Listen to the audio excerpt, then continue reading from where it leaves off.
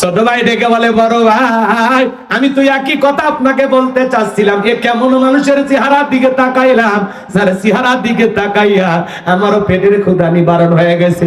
আমার মনে হয় এই মাত্র পেট ভরে কি যেন খাইলাম। সেই নবীর কাছে হযরত বেলাল, কথা মনে আছে না নাই? হযরতে বেলাল ডেকে বলে, নবী গো, আপনার চাইতে সুন্দর মানুষ আমি কোনোদিন দেখি নাই। ও নবী, আপনি কালিমার দাওয়াত দেন, ইসলামের প্রচার প্রসার করেন, আমার একটু কালেমা পড়ে মুসলমান বানায় দেন। বিশ্ব নবী পড়ায় দিলেন, লা ইলাহা ইল্লাল্লাহু মুহাম্মাদুর রাসূলুল্লাহ সাল্লাল্লাহু আলাইহি ওয়াসাল্লাম। হযরতে বেলাল যখন কালেমা পড়ে মুসলমান হয়ে গেলেন, আমার নবী ডেকে বলে, বেলাল কালেমা পড়ে মুসলমান হয়েছো, আপাতত প্রকাশ করা যাবে না, কারণ ইসলামের অবস্থা এখন ভালো না। আপনার হযরতে বেলাল এই কথা শোনার পর ডেকে বলে, নবী গো, আমার জীবনের কোনো দাম নাই। আজকে ইসলাম মানতে গিয়ে দেখেন কত মানুষ ঘর ছাড়া, বাড়ি ছাড়া, বিবির কাছে ঘুমাইতে থাকে না, ঘুমাইতে পারে না। একটু ইসলামী আন্দোলনকে সমর্থন করার কারণে, দাড়ি টুপি রাখার কারণে ঘর ছাড়া, বাড়ি ছাড়া এরকম আল্লাহওয়ালা আছে না নাই?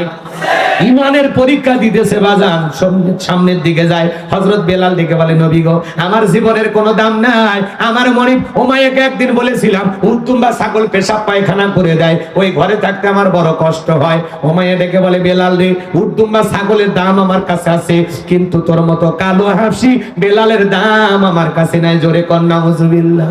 হযরতে বেলাল ডেকে বলে, নবী গো, আমার জীবনের কোনো দাম নাই, আপনি শুধু আমাকে দোয়া করেন, মৃত্যু পর্যন্ত জানো কালেমার পথে টিকে থাকতে পারি। বলেন আল্লাহু আকবার। হযরতে বেলাল চলে আসলেন উমাইয়ার বাড়িতে। সকালবেলা হয়ে গেল, সূর্য উদয় হয়ে গেছে, অনেকটা বেলা গড়িয়ে যায়। হযরত বেলাল দরজা খোলে না।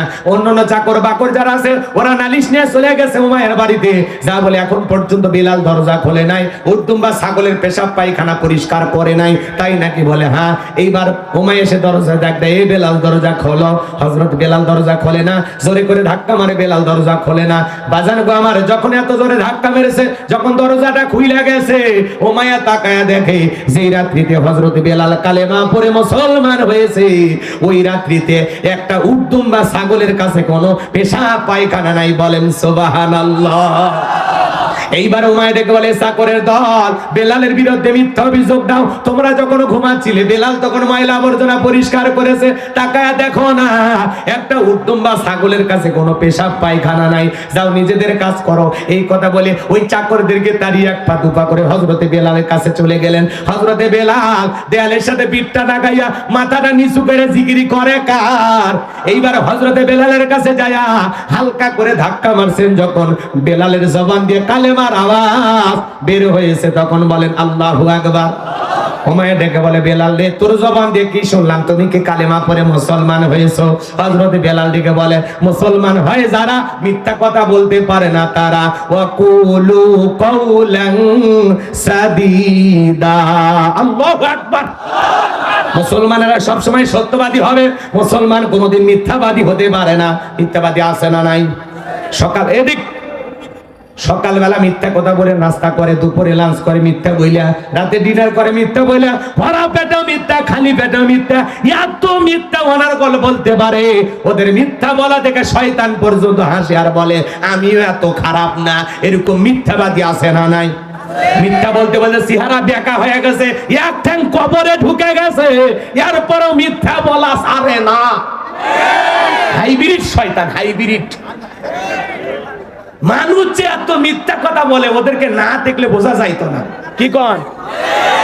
নাম বলবো? রাগ করতেছে? বলেন মানে আপনি, আমি বোঝেন বাসুরের নাম জানি, মুখে আনবো না, কথাকে বোঝা গেল। নাম বলে কাদো মাখানোর দরকার আছে? ওয়াশ করা লাগবে গোসির মতো, কাদা মাটির ভিতরে থাকবে। গোসি চেনেন তো? বাম গোসি চেনেন না আপনারা? কাদা মাটির ভিতরে থাকে কিন্তু গায়ে কাদা লাগে না। কথা ঠিক কিনা? ওই রকম মাঠ দেওয়া লাগবে, তাছাড়া কোনো উপায় নাই।